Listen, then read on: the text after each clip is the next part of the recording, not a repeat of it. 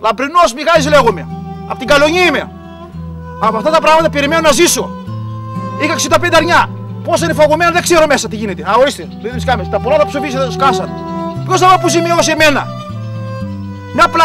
Μια πλατεία είναι γεμάτο σκύλι στην Καλονία. Εγώ τι πρέπει να κάνω δηλαδή? Να πάρω το όπλο να καθαρίσω κανέναν? Ποιος θα με αποζημιώσει εμένα αυτή τη ζημιά που έχω πάθει μέχρι στιγμής?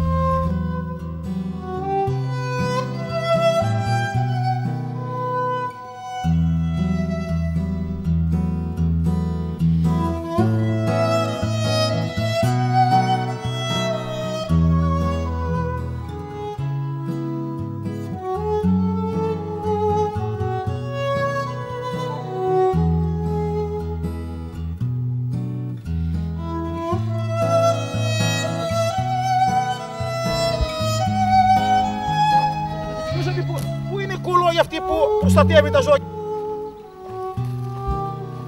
Τελειώσει. Άλλος σπασμένα τα ποδά. Ο καταστράφηκα, τέλειωσε.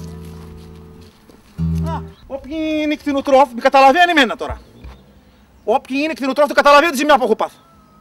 Και πού να απευθυνθώ, ρε Νίκο, πού να απευθυνθώ? Να έφεραν φάγανε 25 στυλ, οι στυλ 25 πρόβατα από τον Ελγά. Και ήρθαν τα κολόπια αυτοί οι αλήτες από τον Ελγά και δεν πήρα μία. Και πληρώνω Ελγά, 1250 ευρώ πλήρωσε Ελγά. Τα χαρτιά τα έχω και δεν πήρα μία. Τώρα με έρθουν, θα με αποζημιώσει με έρθουν η ζημιά κανένας που πληρώνω? Έτσι δεν είναι?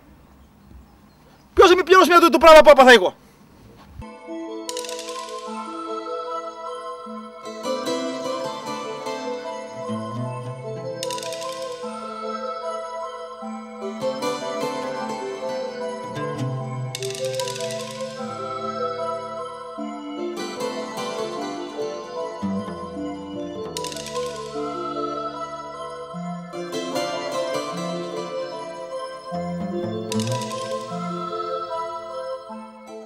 $15 αγόρασα μονάχα, Νίκο, μια Παρασκευή, 50 ευρώ το ένα.